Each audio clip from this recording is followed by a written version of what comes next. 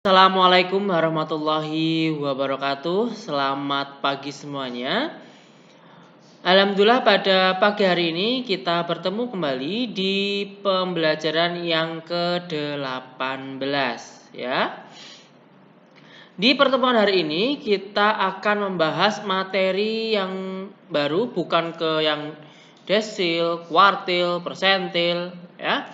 Kita masuk ukuran penyebaran data ya. Silakan dibuka halaman LKBD kalian halaman 31 ya.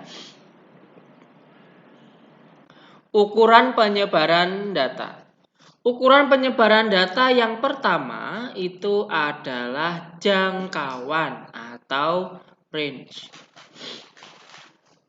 Jangkauan itu sudah pernah kita bahas waktu kita membuat tabel distribusi frekuensi.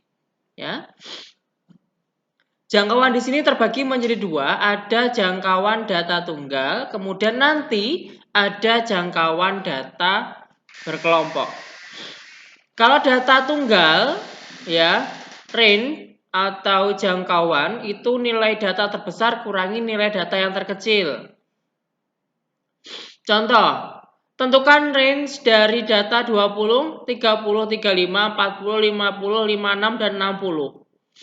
Kita temukan dulu nilai terbesar. Terbesarnya adalah 60, berarti di sini 60. Terkecilnya 20, berarti 20. Range-nya tadi rumusnya adalah nilai data terbesar kurangi nilai data terkecil.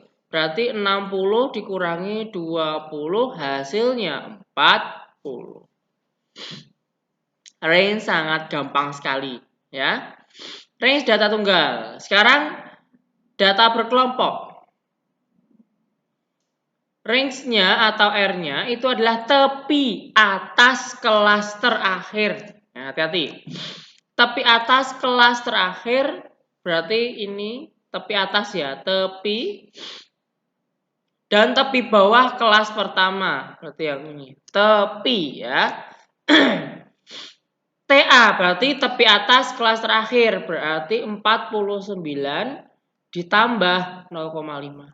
Itu rumus dari tepi atas, berarti ini 49,5. Tepi bawah berarti 1 dikurangi 0,5, yaitu 0,5.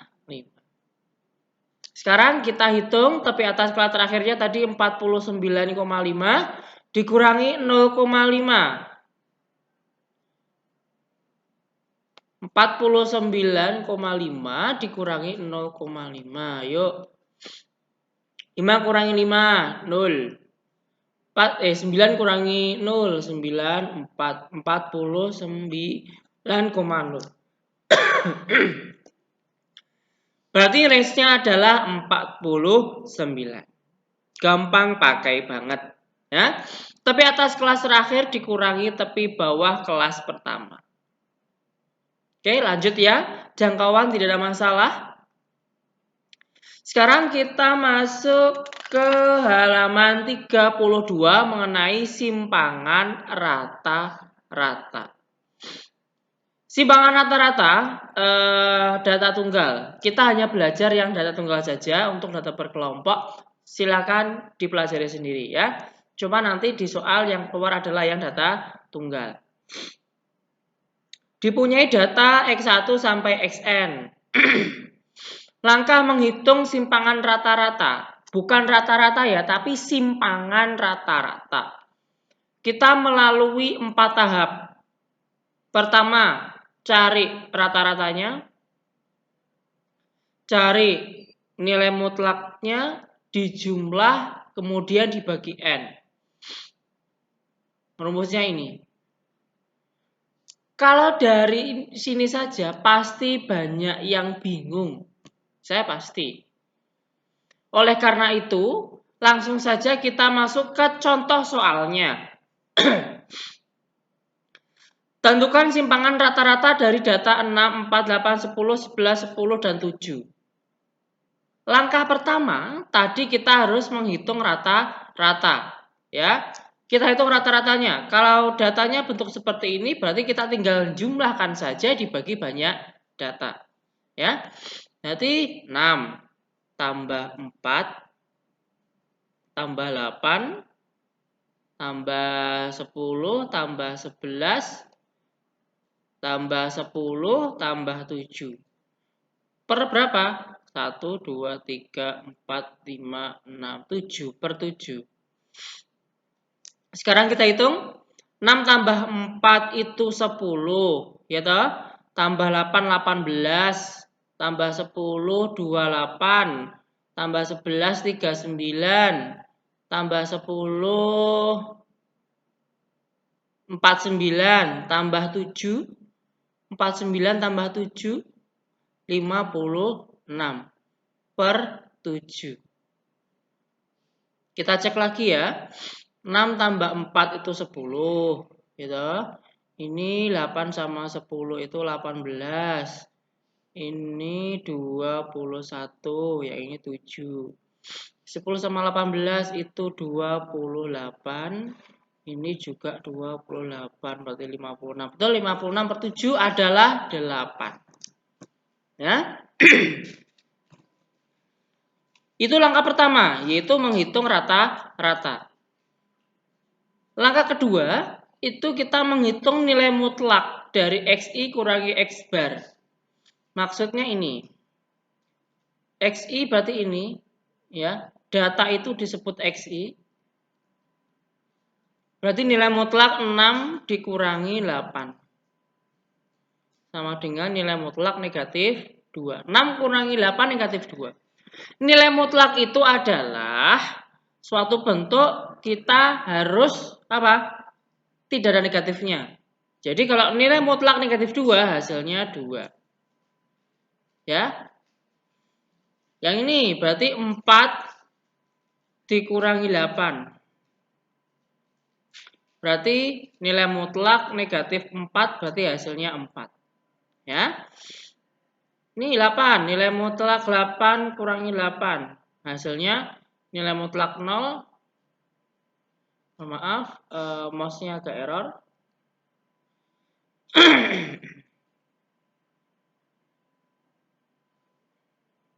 Nilai mutlak 0 berarti hasilnya 0 ya. Nilai mutlak 10 kurangi 8.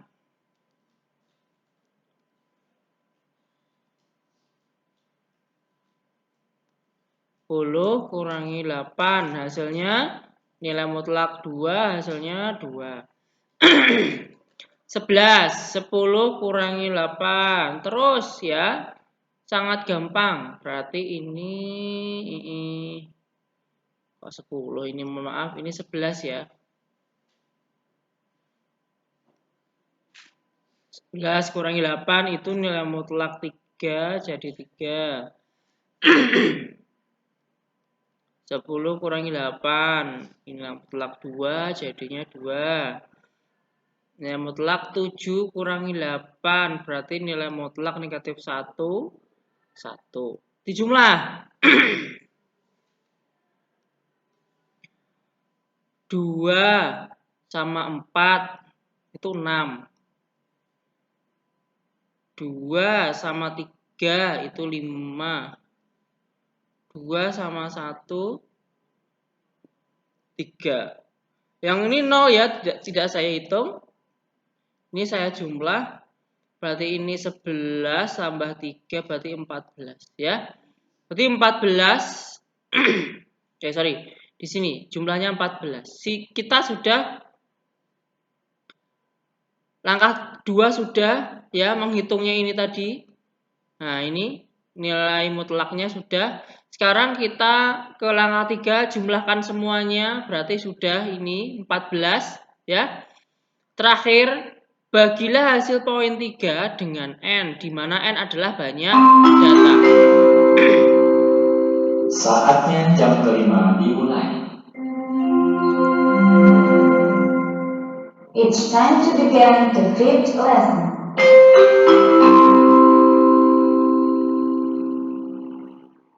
Ya, mohon maaf ada gangguan dari bel. Bapak ulangi kembali. Langkah terakhir adalah membagi hasil jumlah tadi dengan N. N adalah banyak data.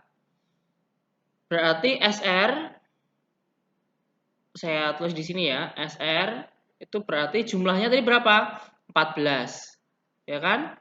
Dibagi oleh N. N-nya banyak data. 7. Ini banyak data, ini N-nya.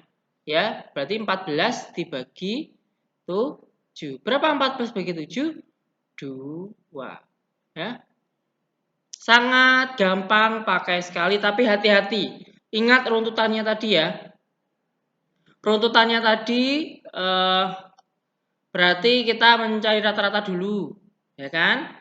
Setelah itu langkah 2 kita mencari nilai mutlaknya. Langkah ketiga kita mencari jumlahnya. Langkah keempat kita menghitungnya. Ya, berarti ada 4 langkah untuk menghitung simpangan rata-rata. Oke? Jika ada pertanyaan langsung hubungi Pak Adi, ya. Setelah itu, nah kalau bentuknya tabel seperti ini, ya, kalau bentuknya tabel seperti ini, hitunglah simpangan rata-ratanya. Tidak usah bingung, ya, gampang. Ikuti saja alur dari tabelnya. Oke, sekarang kita hitung, ya. Berarti tabelnya saya buat susun ke bawah agar lebih enak. Langkah pertama kita tadi menghitung rata-rata. Sekarang kita hitung rata-ratanya dari tabel ini. Berarti kita mengalihkan X dengan F dulu. Berarti 2 kali 3 ya. 2 kali 3 hasilnya 6. 3 kali 2 hasilnya 6 juga. 4 dikali 3 hasilnya 12. 6 kali 4 itu 24. Kita jumlahkan. F-nya kita jumlahkan ya. 3 tambah 2 itu 5. 5 tambah 3 itu 8. 8 tambah 4, 12. Sekarang yang ini dihitung. Ini 12 ya. Yang ini 36. Hasilnya 48.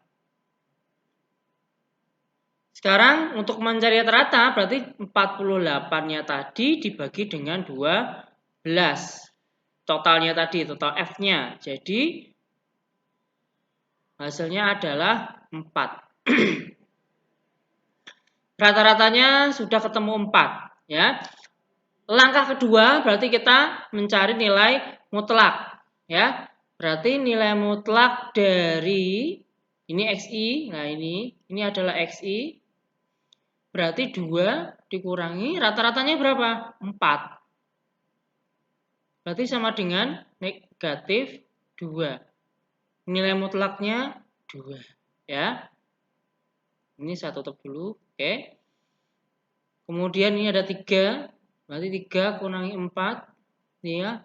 Berarti negatif 1. Nilai mutlaknya 1. 4 kurangi 4. Berarti 0. Nilai mutlak 0. 0. Terus nilai mutlak 6 kurangi 4. Berarti nilai mutlak negatif 2. Hasilnya 2. Langkah kedua sudah kita... Maaf, ini langkah keduanya belum ya. Kita karena di sini baru X kurangi X bar, kita harus menghitung frekuensinya. Ya, F dikalikan ini berarti 3 dikalikan 2. 2-nya dari sini ya. 6. Kemudian ini 2, yang ini. Yang ini kan 2 F-nya dengan 1. 2 kali 1 hasilnya 2. Kemudian ini 3.